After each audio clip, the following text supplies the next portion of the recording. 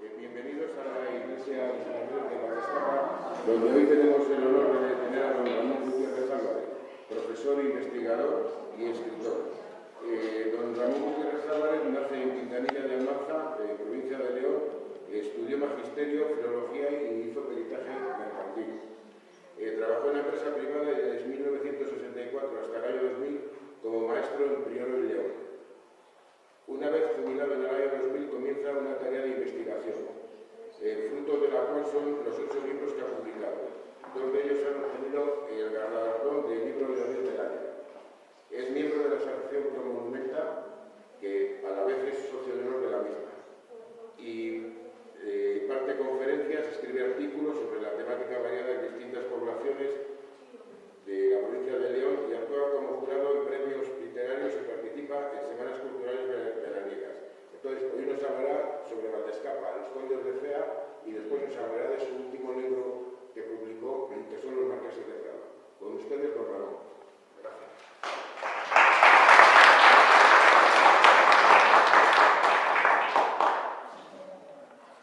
Buenas tardes. Muy agradecido, Jesús, por tu presentación. En el marco incomparable, ¿escuchan bien? ¿Oyen bien? De esta iglesia de San Andrés de Valdescapa y de su maravilloso retablo, y tras la invitación de la asociación Valle de Escapa, damos comienzo a esta charla. Siempre hubo, durante los últimos siglos, buenas relaciones, al menos de intercambio comercial, entre los montañeses y los habitantes de estas tierras. Los montañeses traían madreñas y aperos de labranza. Un inciso les hago, esta es Prioro, que es de donde venimos nosotros. Durante el verano, ahí está, y de ahí venimos. Y esos eran los que bajaban, de los que les hablo ahora. Y aperos de labranza que traían aquí, y los de aquí les vendían trigo y vino. También los veíamos en los corros de lucha leonesa, en Almanza, en Villamartín de Don Sancho, en Renego de Valdeaduey, hace bastantes años en Sagún, admirando a buenos luchadores de esta comarca, como Juan Perica y Laurentino Crespo de Villaverde de Arcayos, a los molineros de Santa Mar, a Constantino Medina y a Sendiliana, este último de Remero. Desde estas buenas relaciones, también ahora venimos desde Prioro a compartir con ustedes esta tarde de verano.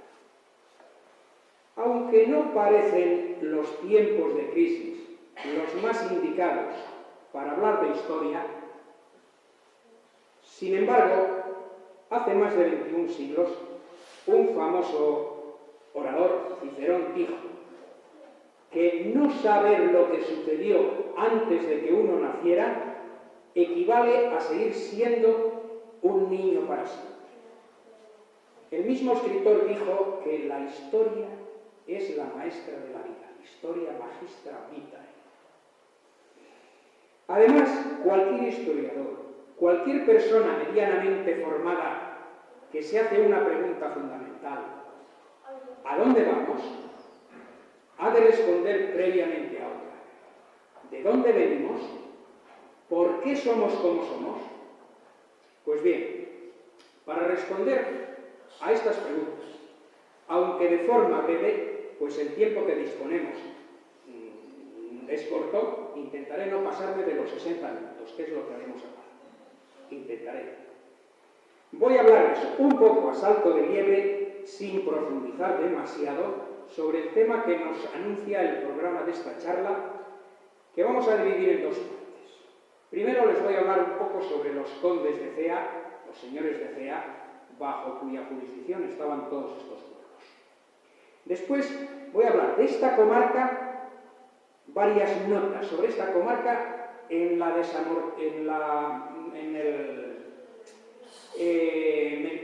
el catastro veneciano, año 1752, más o menos. Y finalizaré con unas palabras breves sobre mi último libro sobre los marqueses de Prado. Y permítanme decirles que esta conferencia no va referida solamente a Valdescapa, sino también a los restantes pueblos del entorno, como Cea, Saelices, Mozos, Carvajal, Villavelasco, etc. Y de ellas pondré diferentes fotografías que me ha facilitado muy atentamente Jesús. La comarca de Cea fue el lugar fronterizo desde tiempos antiguos, lo cual tuvo más inconvenientes que ventajas.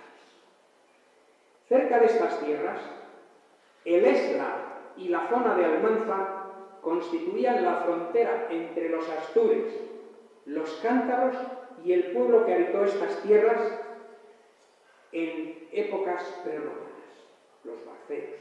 Esto ya era, parece que ya era tierra de los barceros.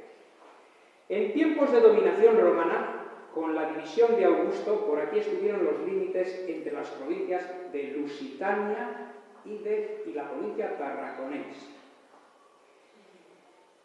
Con la siguiente división, estas tierras estaban entre los distritos romanos de Astorga y de Clunia.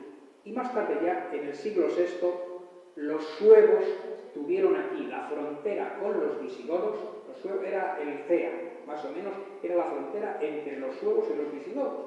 Quizá en la escuela oyeron ustedes hablar de esto, por lo menos algunos, los pueblos bárbaros, las invasiones bárbaras después que marchan los romanos.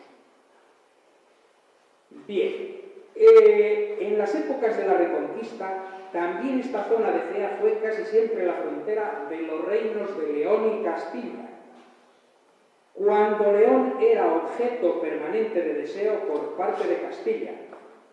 Incluso, de forma esporádica, por ciertos años, estas tierras pertenecieron a Castilla, estas tierras de Cea. Por pocos años, pero pertenecían. En realidad, lo hizo casi siempre el reino de León, hasta que ambos reinos se unieron pacíficamente durante el siglo XIII. Además de fronterizas, estas tierras fueron siempre lugar estratégico y de paso. Por aquí subía, partiendo de Sagún, la vía secundaria romana por la que pasaron las legiones romanas para la guerra contra los cántabros. También las invasiones árabes, las que saquearon Sagún y no destruyeron su monasterio, continuaron Cea arriba hasta que llegaron a Asturias, a Covadonga, en fin, todas Asturias. Utilizando, los árabes fueron unos aprovechados, utilizaron las vías y los puentes que habían realizado los romanos. Recordemos también que algunos, se me olvidaba decirles que entre Sagún y Liébana, uno de los pasos que hubo en esta tierra también, hubo una antigua vía, camino secundario de Santiago. Venían de Liébana, donde habían ido a adorar el Lignum Crucis, y bajaban a unirse al camino francés en Sagún, pasaban por estas tierras también. O sea, esto fue siempre lugar de paso, lugar de civilización, siempre. En las edades media y moderna, los reyes no administraban directamente todas las tierras de la nación española, entonces en formación. Les era imposible, ya que la administración pública era mínima, no había funcionarios. Entonces, ¿qué hacían los reyes? Pues algunos territorios, sobre todo los más alejados de las ciudades, los donaban, los encomendaban a los monasterios o a ciertos nobles para que las repoblasen y los civilizasen. También como agradecimiento por algún favor o por notables servicios de armas en caso de los nobles, como sucedió en este lugar con los condes de Cea. Estos señoríos eran de dos clases. Esto que les estoy hablando ahora es un poquitín más espeso, les pido un poco de atención ahora y después ya es más inteligible. Había dos clases de señoríos. Uno se llamaba el señorío territorial, en el cual el señor era dueño de todas las tierras, de todo el territorio, y las administraba por sí o las arrendaba cobrando un tanto por los arriendos. Y luego había otro tipo de señorío que era el que se llamaba señorío jurisdiccional, el de Cea, por ejemplo, que tenía unas misiones más concretas. No era el dueño del terreno, aunque intentaba hacerse con los terrenos de forma lícita y a veces de forma ilícita también. ¿Qué hacía el señor jurisdiccional? Pues ejercía la justicia, impartía justicia, cobraba tributos, ejercía el mando civil y militar del territorio.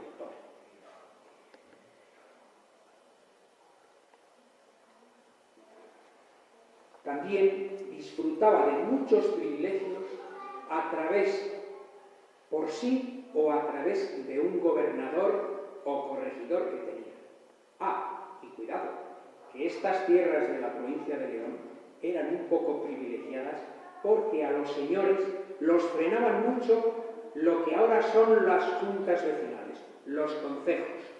No llegaron a apoderarse, tal como el conde de Egea, de todos estos pueblos por el contrapeso que hallaron en estas juntas vecinales, ahora por desgracia tan en declive, y que además se habla de que pueden desaparecer.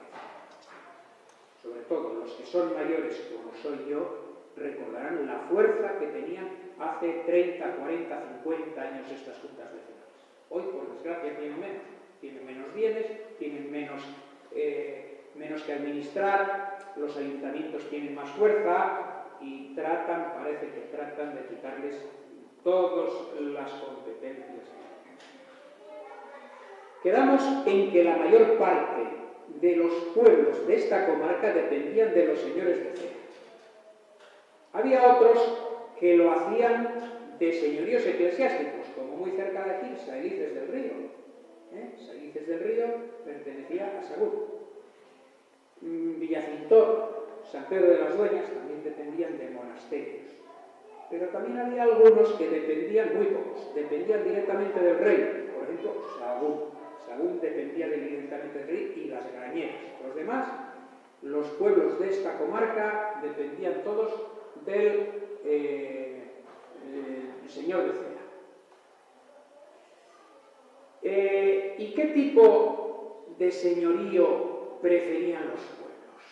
Si a los pueblos les hubiesen dado para escoger qué hubiesen elegido, preferentemente el gobierno directo del rey.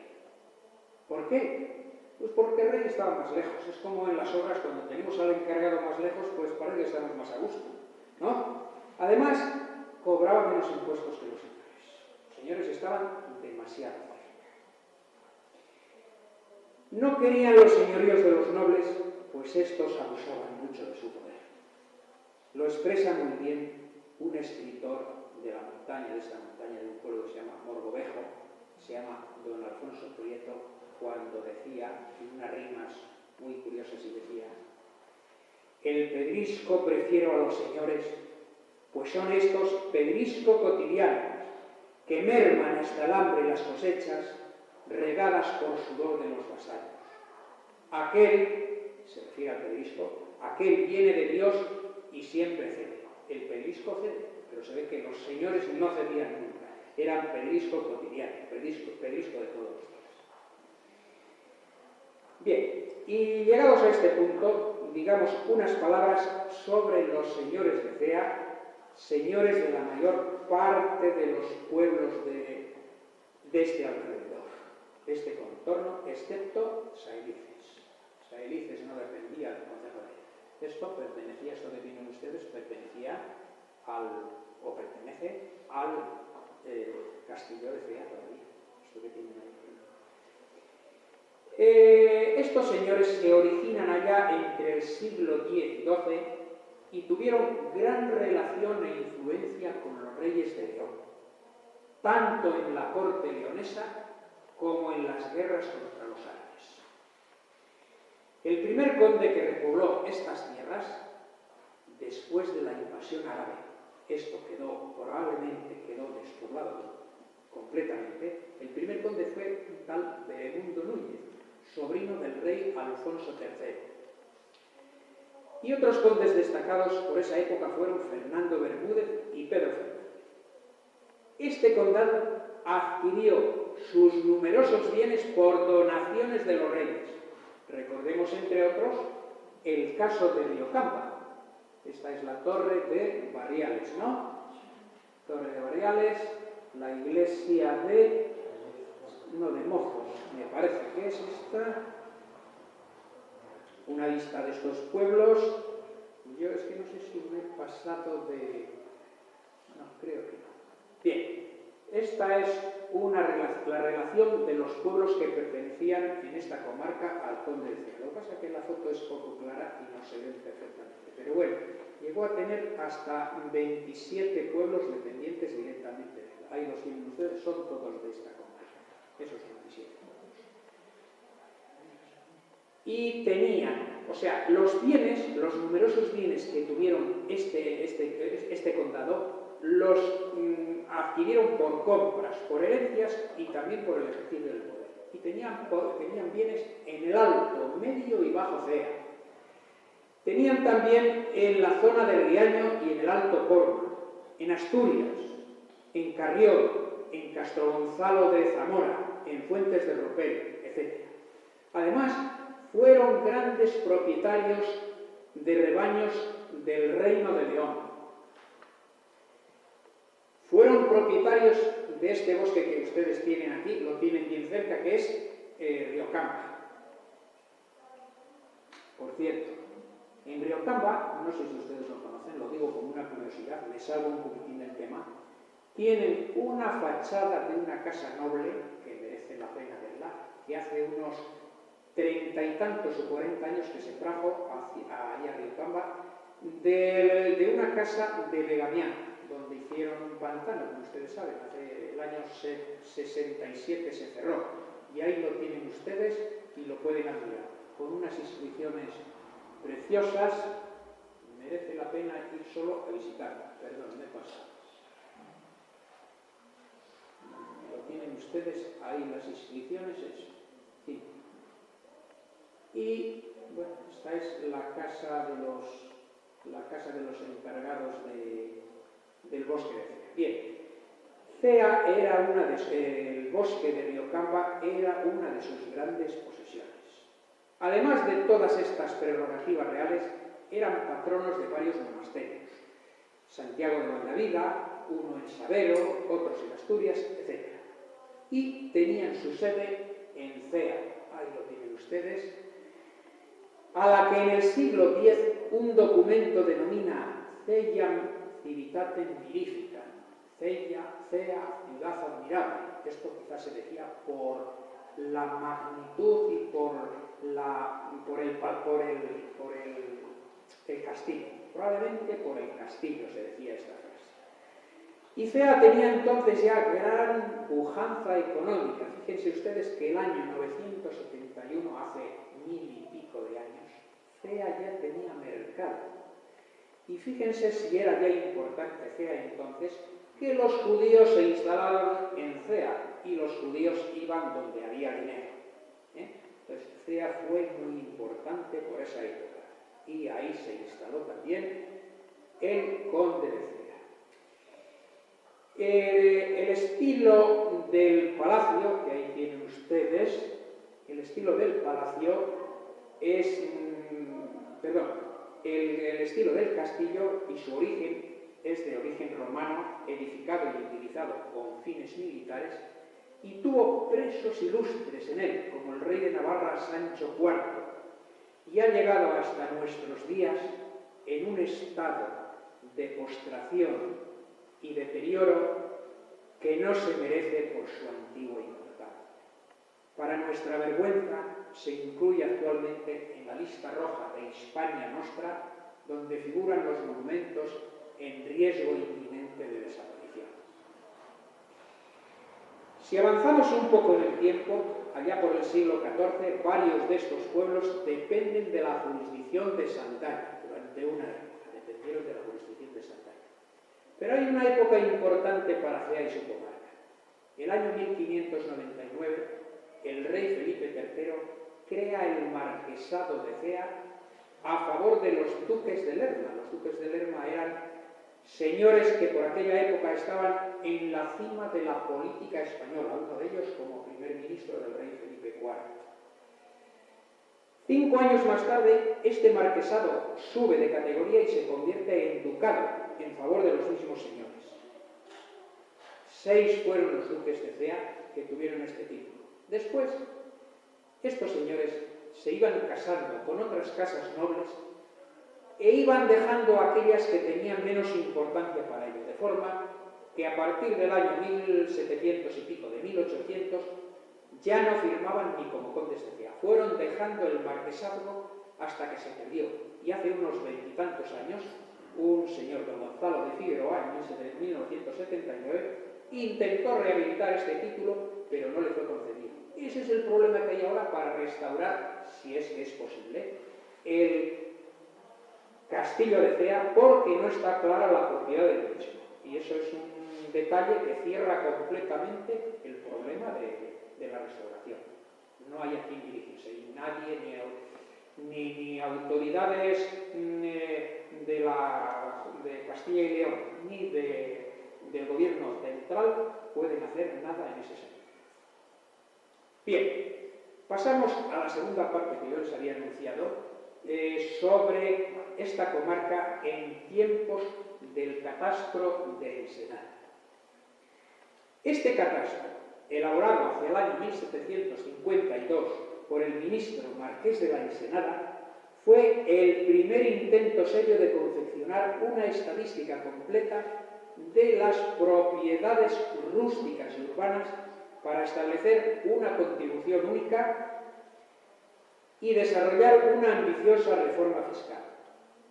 A través de él podemos conocer muchos datos sobre esta comarca que yo voy a utilizar a partir de ahora. Por ejemplo, ¿cómo era el gobierno de esta comarca? Pues estaba a cargo del gobernador o corregidor, que con ambos nombres se designa, del entonces conde de La Gomera. Ese era el título que ostentaba el señor de Cea en 1752. Este señor, el gobernador o corregidor, era un alto funcionario con muy buen sueldo, 4.200 reales anuales. Ese sí sería bueno, que un labrador de tipo medio de entonces se le calculaban unos ingresos anuales de entre 400, 600, 700 reales anuales. Este señor cobraba 4.200 reales anuales. En la tarea de gobierno le acompañaban un grupo de funcionarios que residían también en el mismo pueblo, en Cea. El teniente de gobernador, el alguacil mayor, 3 procuradores de causas, 3 escribanos, un secretario de millones, un carcelero, etc. En cada uno de los 31 lugares de su jurisdicción, el corregidor nombraba un alcalde pedáneo. Situémonos en Valdescar. Pues aquí nombraba un alcalde pedáneo y los concejos elegían cada año de 1 a 4 regidores. Pues una especie de concejales dentro de cada uno. Un fiel de fechos, así se llamaba, que era pues, una persona habilitada que sabía escribir y que redactaba el acta de las sesiones del concejo. Cada vez que se realizaba un concejo, pues se hacía un acta. Fíjense si eran ordenados entonces. Es que estamos pensando que ahora descubrimos la pólvora, y la pólvora se descubrió hace muchos años. Incluso en muchos datos nos daban ejemplo. Tan es así que en la inmensa mayoría de los pueblos nunca se han hecho actas en lo moderno, en el tiempo moderno. Entonces las hacían. Encima no hemos tenido la habilidad y la curiosidad de conservar aquellos libros de actas que hacían entonces. Y a los investigadores pues nos han hecho la puñeta, hablando mal, nos han hecho la puñeta porque no hay una referencia para conocer la vida de entonces. Prácticamente en ningún pueblo se encuentran estos libros antiguos.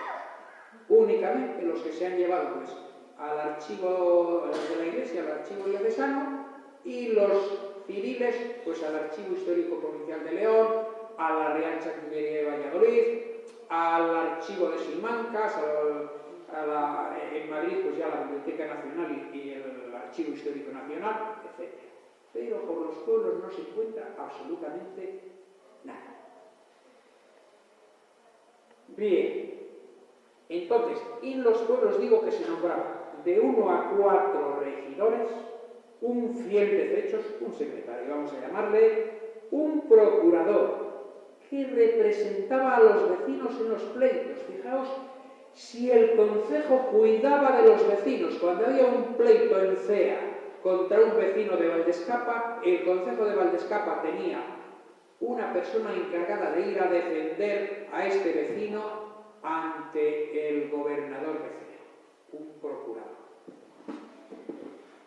Bien, este procurador además se encargaba de los abastos, de procurar que el pueblo estuviese dotado de todo lo necesario, del vino, del aceite, del jabón, del pan, de todas estas cosas más necesarias. Tenía obligación de tener provisto al pueblo de todos estos datos. Además, había un alcalde de la hermandad, en Valdescapa también, un alcalde de la hermandad, que se preocupaba del orden público. Entonces era un tiempo en que había mucho ladrón, mucho mandante por ahí, porque debido a la tremenda miseria que había por aquellos años. Entonces la gente se tenía que tirar al monte, a pillar lo que hubiese, a robar un cordero, a lo que fuese, a matar. Se había que matar para no morirse. Pues había una persona en el pueblo que era el alcalde de la hermandad, que se preocupaba del orden público, de la vigilancia y detención de malhechores, vagabundos y gitanos, y además de castigar los escándalos y otros pecados públicos. Bien, ¿y cómo controlaba el conde de Cea a través de su gobernador a cada uno de los pueblos?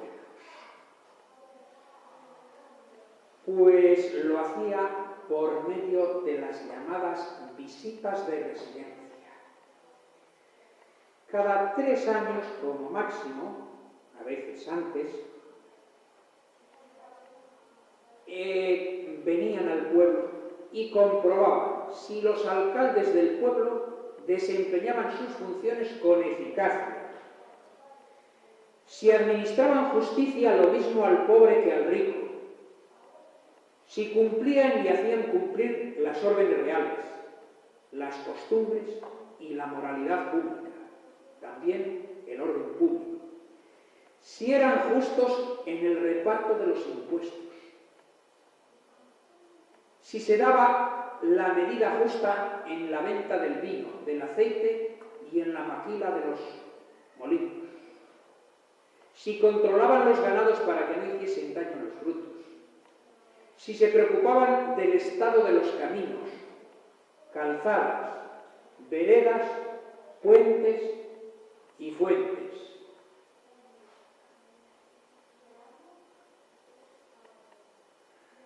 Bien, o sea que ven ustedes que había un control y había un orden que yo no sé si hoy hace falta tanto, pero desde luego no había el control que había entonces. También controlaban una cosa muy importante en aquella época. Es si el importe de las penas finales, de las multas que se llamaban penas finales, se dedicaban al pago de los impuestos o si por el contrario se veían en las reuniones concejales. Todas las multas que se ponían se llamaban penas finales porque se hacían pagar en vino. En una medida que medía 2 litros y pico, o en estas que tienen ahora de los 16 litros, las cántaras, y por orden del rey, el importe de esas penas había que pagar con ellas los impuestos y no pedir a la gente dinero si con ellas llegaban. Pero casi todos los pueblos lo dedicaban a beber en las reuniones concejales al final, con lo cual casi todas terminaban en peleas, en voces, en injuriarse unos a otros. En fin, esto también lo controlaba el gobernador que venía al pueblo. Y de no cumplirse las condiciones, todas estas cosas que venía a vigilar, estaban 2 o 3 o 4 días vigilando, y además lo hacían con un control muy curioso. Llegaban al pueblo y llamaban a los 3 o 4 viejos, los más viejos que había en el pueblo, y les examinaban individualmente para ver cómo cumplían las autoridades. Y claro, era muy difícil que lo tapasen todo, aunque algunos lo tapasen. De hecho, cuando llegaban las autoridades, el gobernador sabía todo lo que pasaba en el pueblo. Y claro, de no cumplirse todo esto que les he dicho, se imponían fuertes multas al pueblo y sobre todo a las autoridades. Tenían que tener cuidado porque les caía la gorda si no cumplían el código. Los señores jurisdiccionales, y paso a ver un poquitín lo que son los signos de jurisdicción, tales como los decía, en la administración de justicia podían castigar hasta con la pena de muerte. De ahí que se les llamase señores de horca y cuchillo, pues estos eran los instrumentos con los que se les quitaba la vida a los reos de penas graves. Los signos visibles de esta justicia eran la horca, la picota, el cuchillo, la cárcel, el cepo y la cadena. Y en las afueras del pueblo, esto solo había en Cea, como capital de jurisdicción, existían la horca. Fíjense, este es un modelo de horca, otro modelo. En ellos se ahorcaban a los pecheros o pueblo llano. Los pecheros eran la gente de los pueblos que no tenía nobleza. Porque en los pueblos había una pequeña nobleza que se llamaban los hidalgos. La mayoría eran pecheros, ¿no? Entonces, aquí se ahorcaba al pueblo bajo, al pueblo normal. Y los hidalgos tenían una prerrogativa, que podían ser decapitados en vez de ser colgados. Bueno, esto ya pasó, nos lo cuenta la Biblia, en la muerte de San Pablo se cuenta que le quisieron crucificar, que era como mataban los romanos, y él alegó que era ciudadano romano, que le matasen con el cuchillo, que le decapitasen. Pues lo mismo que estos invocaban también su derecho a que también les decapitasen. Luego, en las afueras del pueblo, y digo que estaba la horca, y en la plaza del pueblo, también en Cea, parece que estaba la horca, la picota o rollo. La picota o rollo, ahí tienen un modelo de picota, les voy a mostrar otra, y otra, que son de las pocas que quedan actualmente ya en España, porque esto cuando vienen las Cortes de Cádiz mandan retirar todos estos instrumentos para que no quedase recuerdo del antiguo régimen, ¿no? Entonces, a los que habían decapitado les cogían la cabeza y la depositaban las colgaban de esas cabezas de animales que tienen ustedes ahí. Y además, a los que no decapitaban, los delincuentes de penas menores, los traían, los ataban en la parte baja del rollo y los tenían ahí un día o dos para vergüenza pública de sus crímenes. Y, tanto la horca como el rollo eran elementos para meter miedo a los delincuentes que venían por ahí. Cuando llegaban a un pueblo y veían que en el pueblo había horca o que había rollo, decían, date, vamos a otro pueblo que aquí no se andan con pamplinas, ¿no? Bien. A la hora de pagar los impuestos, debemos reconocer que los impuestos eran muy dispersos. Este es un esquema de los impuestos que se pagaban en el Ducado de Cea. Entonces, ven ustedes que se pagaban impuestos casi como ahora. Al rey, al duque de Cea, impuestos eclesiásticos e impuestos que por mi cuenta he llamado impuestos solidarios. Los del rey eran los de mayor cuantía. Ahí tienen ustedes los cientos, que eran impuestos relacionados con las alcabalas. Las sisas, esto se lo voy a contar, hombre, porque es un poco curioso. ¿Qué eran las sisas? Cuando venían los vendedores a un pueblo, todo lo que vendían tenía que tributar por dos conceptos: por las sisas y por las alcabalas. Las alcabalas eran el IVA real, pero las sisas era otro impuesto real, por el cual el vendedor podía o quitar o dar menos peso. Por ejemplo, si le pedían 1 kilo, él daba 900 gramos y los 100 gramos restantes lo pagaba como impuesto después. O si no, la sisa era un pequeño impuesto que, aparte del peso del artículo, se pagaba también. Luego las tercias, el pedido cuando había una guerra o había una gran necesidad pública, los reyes hacían una petición de dinero y entonces los concejos hacían un reparto entre los vecinos y había que pagarlo, claro está. Las tercias, y no me voy a parar en todos porque si no, no nos da tiempo. Luego, los puentes y caminos reales. Había que arreglar los puentes y caminos reales por cuenta de los vecinos, pagando un impuesto para los que estuviesen a 30, 60 o 90 leguas de distancia. Fíjense ustedes, desde el País Vasco actualmente, desde Galicia, desde casi Madrid, un vecino de Valdescapa tenía que pagar, en la parte que le tocase, el arreglo del puente de Guadarrama, o de Guernica, o de un pueblo de Asturias. Cada poco venían recetas de estas también. Porque el Estado no tenía dinero, el Estado no tenía administración, ya lo he dicho. Luego el tributo del soldado, que era de la forma siguiente. Todos los vecinos de los pueblos debían acoger, dar posada y comida y calzado a los soldados que pasasen por aquí, de paso, soldados de paso. Y el concejo debía darles una pequeña propina para que comprasen alguna cosa en el camino. Había otro tributo que se puso a mediados del siglo XVIII, el tributo del vino, licores y aguardientes, que trajo muchos problemas y muchas protestas de los pueblos, porque los pueblos estaban ya hartos de impuestos. El papel sellado, pues pasa como ahora, papel de timbre, había que pagarlo, y el cuarto del fiel medidor. Todo lo que se pesase en los pueblos, por ejemplo, por cada roba o por cada cántaro que se pesase o se midiese, había que pagar un pequeño impuesto al rey. Y luego, al duque de Cea, pues las alcabalas, que era pues algo como el IVA ahora. Por ejemplo, Valdescapa pagaba 198 reales anuales por este concepto. Se pagaba, en vez de pagarlo individualmente, lo pagaba el concejo y después lo recaudaba entre los vecinos. Había otro impuesto que se llamaba el impuesto de humarca, que lo ponía el señor por tener una casa abierta o por tener la chimenea por donde salía el humo, de ahí la humarca. Los yantares, cada vez que venía el señor o sus criados había que pagarle un impuesto por la comida y por el pienso de los animales que traía a visitar para lo que fuese.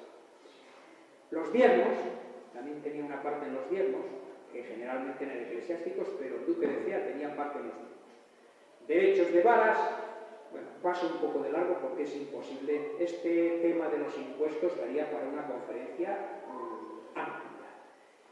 Las penas de cámara o penas vinales de las que les hablé antes, los cortazgos y las reses vendidas en la feria de San Lucas.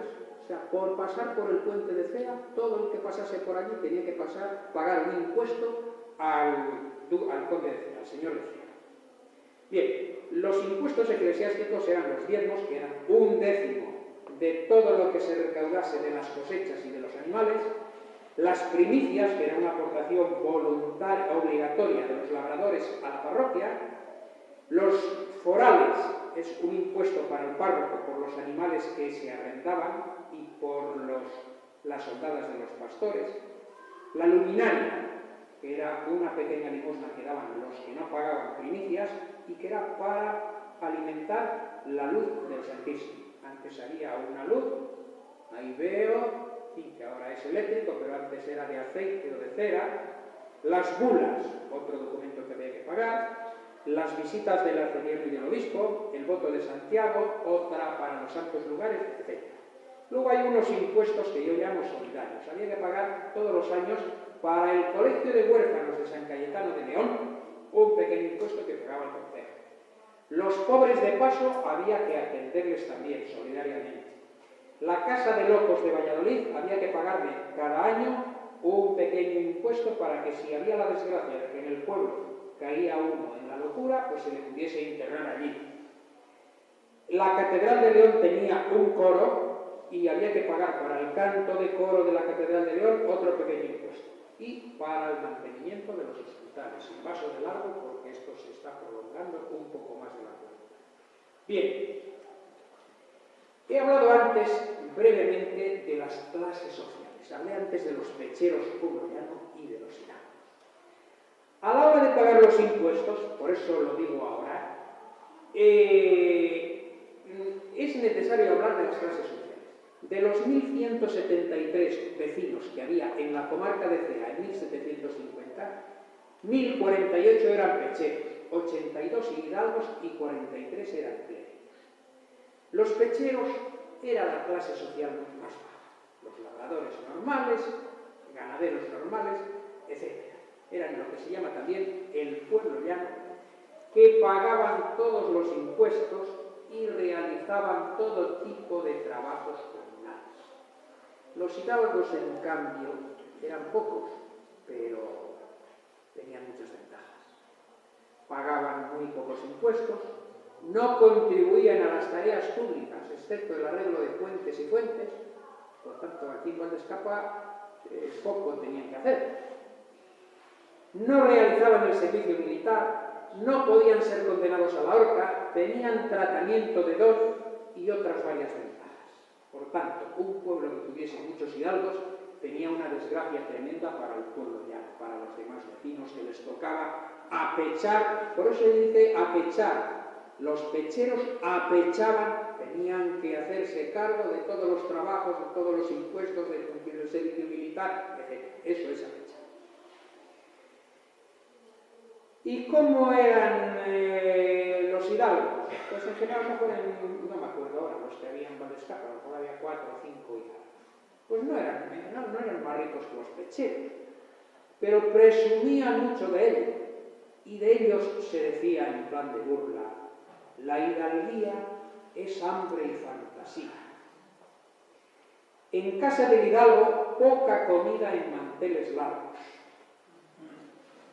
Don sin din, cojo en latín, se decía de ellos también. Además, nuestro inmortal literato Quevedo, don Francisco de Quevedo, en unas rimas decía: vuestro don, claro, tenían tratamiento de don, ¿no? Se lo he dicho antes, los hidalgos tenían tratamiento de don. Y decía Quevedo: vuestro don, señor hidalgo, es como el del algodón, que para poder llevar don necesita tener algo. Era como una burla para decirles que no tenían nada, que eran unos como los demás y sin embargo presumían mucho. Bien. Los clérigos, que era la tercera clase social, tenían las mismas ventajas que los hidalgos y mejor situación económica. Por poner un ejemplo, el cura de Valdescapa de 1752, según el catastro de Ensenada, tenía 2 bueyes de labranza, un novillo, una vaca, una yegua, un burro, un cerdo, 40 ovejas, 64 corderos, 31 carneros, 6 cabras con 5 crías, una yegua dada en la parcería y las fincas y prados correspondientes. Además, obtenía 1.392 reales de los diezmos, además de los llamados derechos de pie de altar, y se le podían calcular alrededor de 2.500 reales al año en total, mucho más que cualquier vecino del pueblo, que, como les dije antes, que cobraban entre 400, 500, 600 reales. Pero digo esto no por burla a los sacerdotes, sino como ejemplo de, quizá en muchos casos, la escasez y la dignidad con que viven ahora. O sea, lo digo expresamente por eso.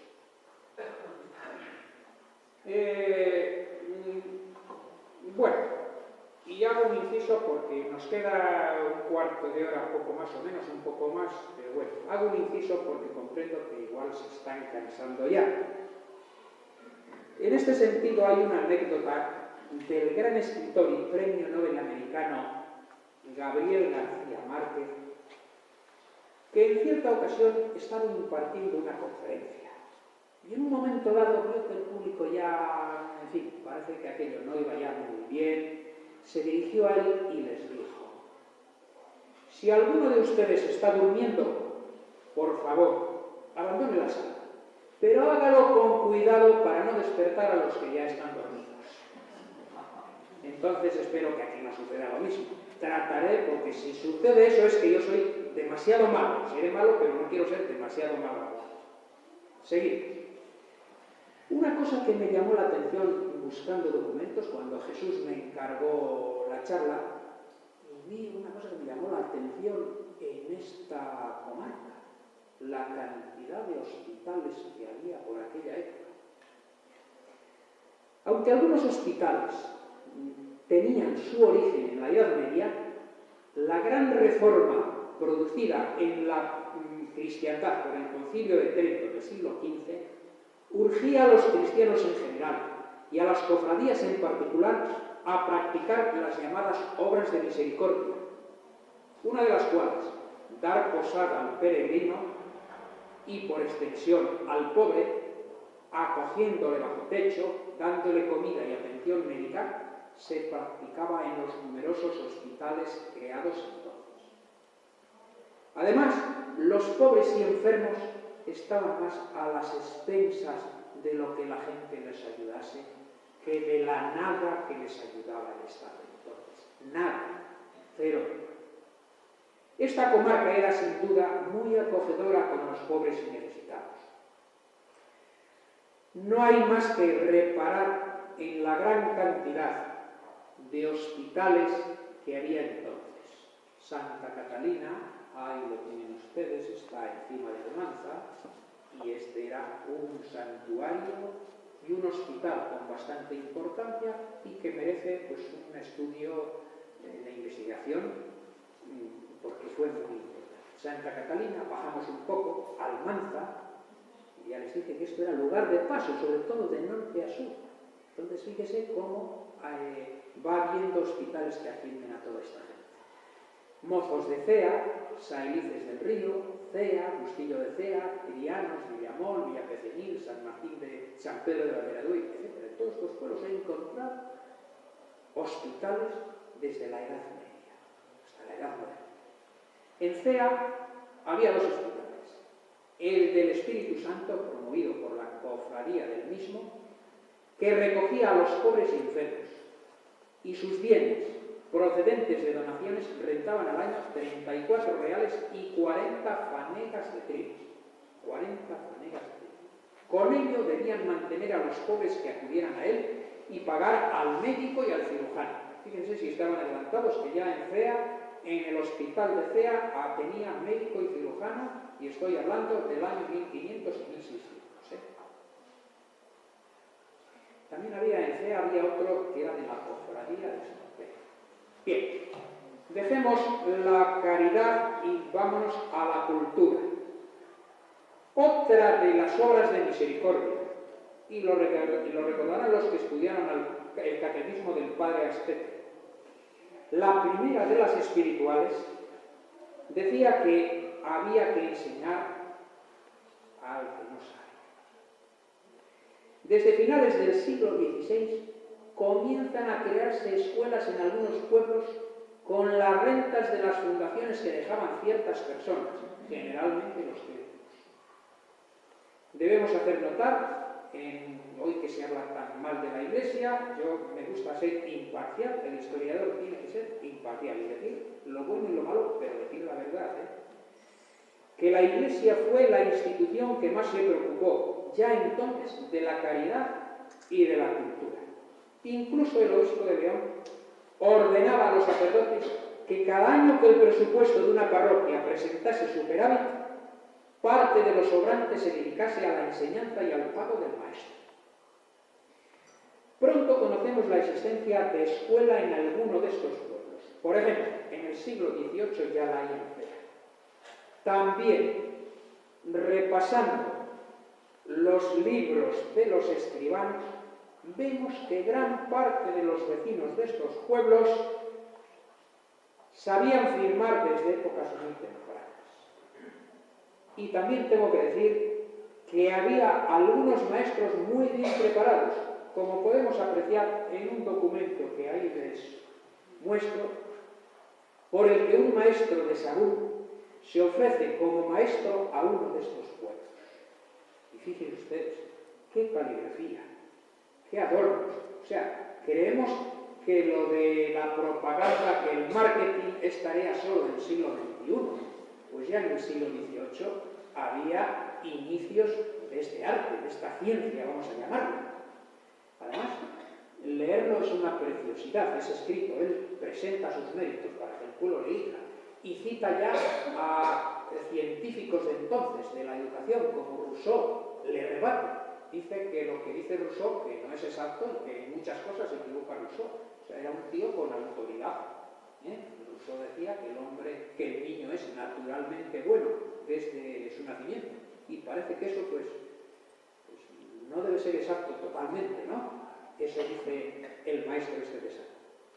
Bien, por estas razones, la provincia de León apenas tenía analfabetos a finales del siglo XIX, cuando la media del analfabetismo en España, por esa época, superaba el 60%, y en León apenas había. En nuestros pueblos no había analfabetos, por aquí.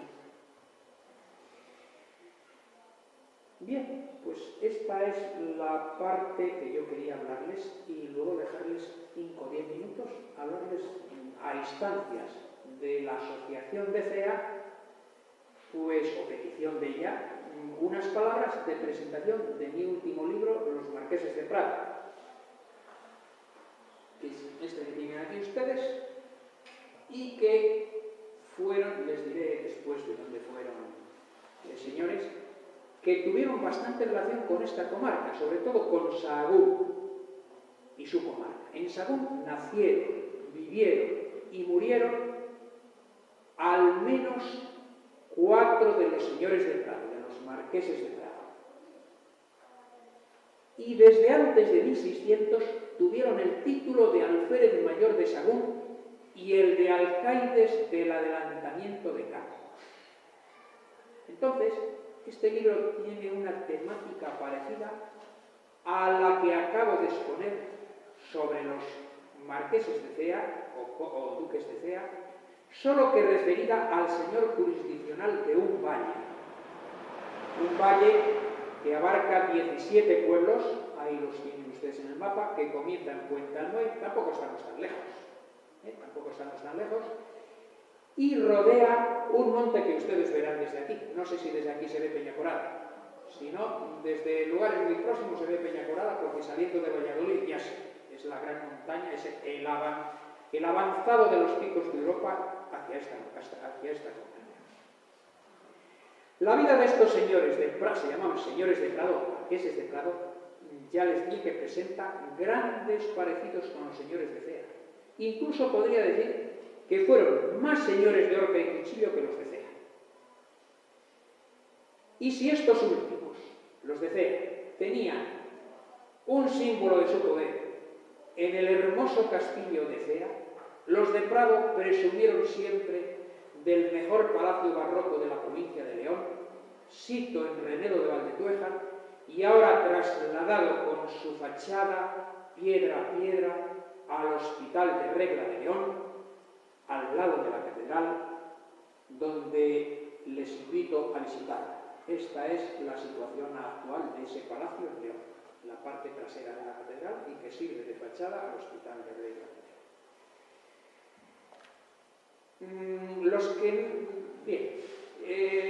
Ya le digo que los que no hayan visto este palacio me agradecerán el consejo de que vayan a visitar.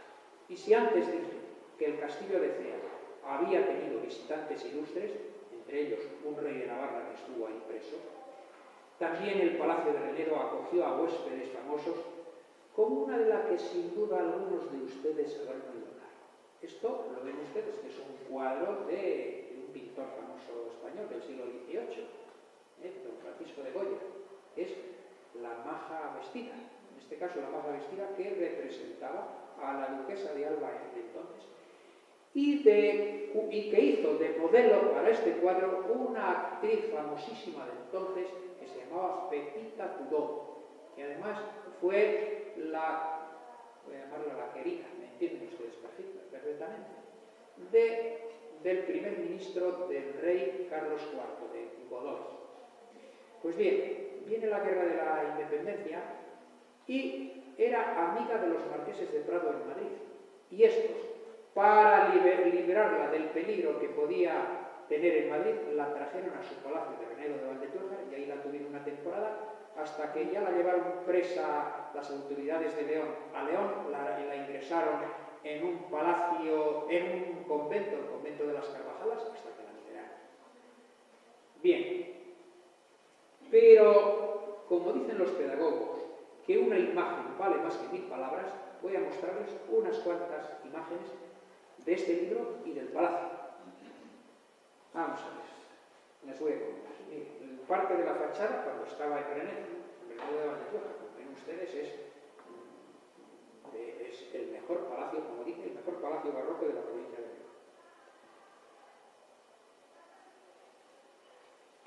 A principios del siglo XX. También por esa época.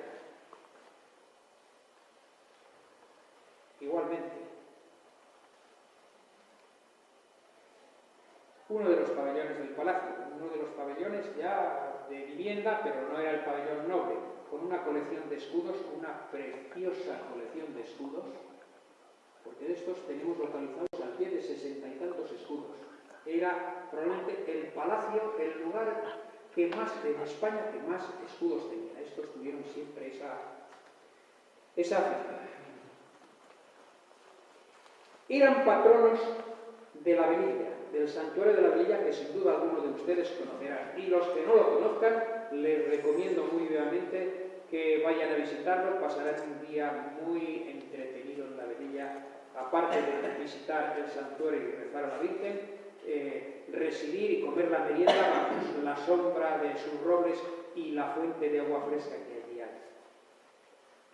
También tenían una capilla en Renedo de Valdetuerja que dice un autor del siglo XVII que era la capilla más notable y de más riqueza que había en el reino, en España. Probablemente fuese una exageración, pero en todo caso revela la grandiosidad de la capilla que tenía, dotada con 6 capellanes, con un capellán mayor, en fin. Y luego comienza una pequeña serie de restos del palacio, porque este palacio se trasladó la fachada, lo principal, a León, como les dije. Pero ya desde 40 años antes, desde 1915 más o menos, fueron llevando de allí restos, piedras, escudos, etc. Y entonces, por ejemplo, este es la fachada de la capilla del Santo Cristo de Prioro, con un hermoso escudo también, ahí que llevaron en el mismo lugar. Si ustedes visitan en la provincia de Palencia el castillo de Ampudia de Campos, verán ustedes que en la fachada hay 2 guerreros, 2 hermosos guerreros. Estaban, se lo muestro después, estaban en la entrada del palacio de Renedo. Para ahí lo vendieron y lo llevaron a Ampudia. Esta es una fachada de una de las casas que se han edificado cerca de Puente Almuey, un pueblo que se llama Villa Morisca, con piedra del palacio. Esto en Puente Almuey, también con 2 escudos. Los escudos, en esta parte uno, en esta parte otro, y una inscripción muy valiosa en esta parte. Una portada de una casa noble en Caranilla, un escudo cerca de Cistierna, en la Mata de Monteagudo, en Prioro, de la Orden Militar de Santiago, a la cual pertenecían casi todos los marqueses. Otro escudo de un capellán de allí, de Renedo, otro de un gobernador, una casona noble del pueblo, la casa del gobernador del Marqués, en el mismo pueblo de Renedo de Valdetuerja. Les repito que les gustará el pueblo de Renedo de Valdetuerja. Los restos de una portada noble y vamos a dejarlo aquí, pero antes voy a finalizar con pocas palabras ya, porque reconozco que, no sé si han fijado ustedes en la iglesia, no les parece nada más al sacerdote que le diga que a veces, cuando en una homilía se prolonga la cosa ya un poco más de la cuenta, enseguida empiezan a verse ciertos movimientos, cuando se aburren ya tal, y dice el refrán que los largos sermones en culos que corazones. Entonces, yo haciéndome caso de este dicho, voy a ir dejando. Pero antes, quiero agradecer a la activa asociación Valle de Escapa el haber confiado en mi persona para compartir con ustedes esta tarde. Agradecimiento que voy a personificar en Jesús Revilla y en el presidente y los vocales, porque han demostrado mucho interés y por la colaboración que con fotografías, etcétera, me han prestado. Igualmente a la Asociación Promonumenta de León, de la que me honro en ser socio de honor por recomendarme para este acto. Y creo que a nadie le parecerá mal que en este momento me acuerde especialmente de las personas mayores de estos pueblos, como una deuda, como un acto de justicia para estos hombres y mujeres que han vivido tiempos dificultosos, con escaseces de todo género, que llevan en su rostro las señales del sufrimiento, pero que nunca lo han manifestado. Sí, señores, nuestros mayores nos han dado muy buen ejemplo. Se trata de la generación que construyó la mejor España que hemos disfrutado. A ellos les dedico un soneto del mismo autor que antes les dediqué, de don Alfonso Prieto, catedrático de la Universidad de León y natural de Morrovejo, que también comparte el río Cea, como este pueblo, un poco lejos, pero lo compartimos. Y donde voy a decir Riaño, entiendan ustedes tierras de Cea. Son de una pieza y escaso artificio los secos labriegos que pueblan Riaño. Algo avarientos, pues siempre es mal año. Muy envidiosos, pues siempre hay un pico. Hecha esta escarda, todo es beneficio. Cuando hablan de algo, conocen el paño, y sus palabras carecen de engaño, pues son lo que son y no mero indicio. Como distinguen el ser de la fama, cantan verdades, levantan cabeza, y al fruto van sin andar por las ramas. La misma savia, la otra corteza, menos bravía por mí se derrama. Garlopa urbana cubrió la aspereza.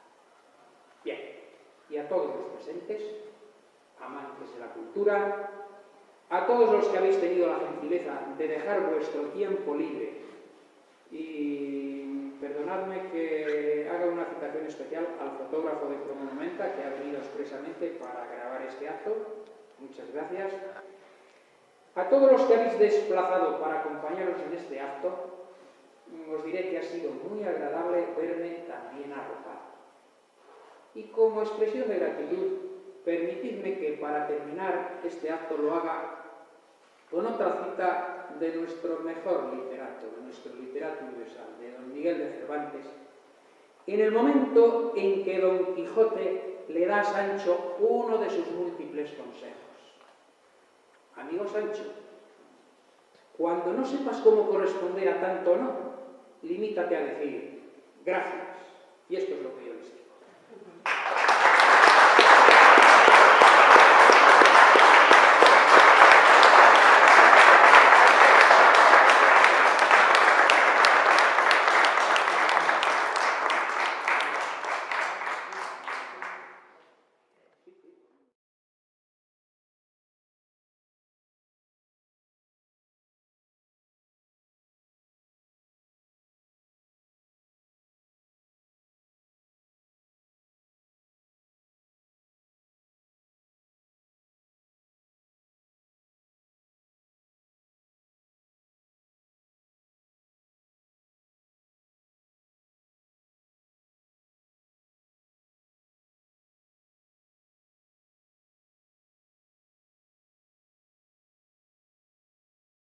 La historia es la maestra de la vida, historia magistra vitae. Además, cualquier historiador, cualquier persona medianamente formada que se hace una pregunta fundamental, ¿a dónde vamos?, ha de responder previamente a otra. ¿De dónde venimos? ¿Por qué somos como somos? Pues bien, para responder a estas preguntas, aunque de forma breve, pues el tiempo que disponemos es corto, intentaré no pasarme de los 60 minutos, que es lo que haremos ahora. Intentaré. Voy a hablarles un poco a salto de liebre, sin profundizar demasiado, sobre el tema que nos anuncia el programa de esta charla, que vamos a dividir en dos partes. Primero les voy a hablar un poco sobre los condes de Cea, los señores de Cea, bajo cuya jurisdicción estaban todos estos pueblos. Después voy a hablar de esta comarca, varias notas sobre esta comarca en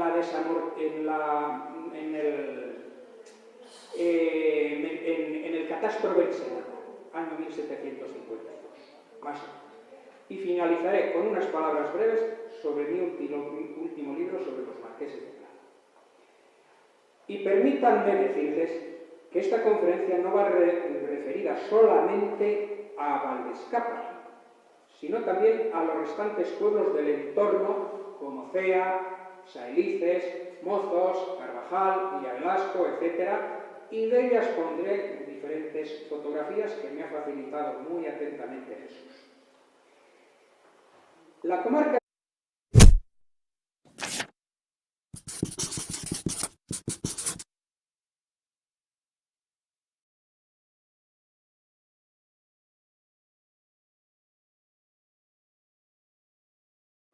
buenas tardes. Bienvenidos a la Iglesia de San Andrés de Valdescapa, donde hoy tenemos el honor de tener a don Ramón Gutiérrez Álvarez, profesor, investigador y escritor. Don Ramón Gutiérrez Álvarez nace en Quintanilla de Almanza, provincia de León, estudió magisterio, filología y hizo peritaje mercantil. Trabajó en la empresa privada desde 1964 hasta el año 2000 como maestro en Prioro y León. Una vez jubilado en el año 2000 comienza una tarea de investigación, fruto de la cual son los 8 libros que ha publicado. 2 de ellos han obtenido el galardón del libro de Leonel del año. Es miembro de la asociación Promonumenta, que a la vez es socio de honor de la misma. Y parte conferencias, escribe artículos sobre la temática variada en distintas poblaciones de la provincia de León y actúa como jurado en premios literarios y participa en semanas culturales veraniegas. Entonces, hoy nos hablará sobre Valdescapa, los condes de Cea, y después nos hablará de su último libro que publicó, que son los marqueses de Prado. Con ustedes, don Ramón. Gracias.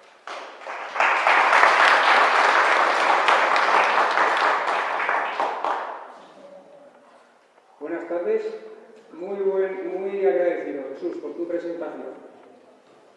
En el marco incomparable, escuchan bien, así oyen bien, de esta iglesia de San Andrés de Valdescapa y de su maravilloso retablo, hasta que ambos reinos se unieron pacíficamente durante el siglo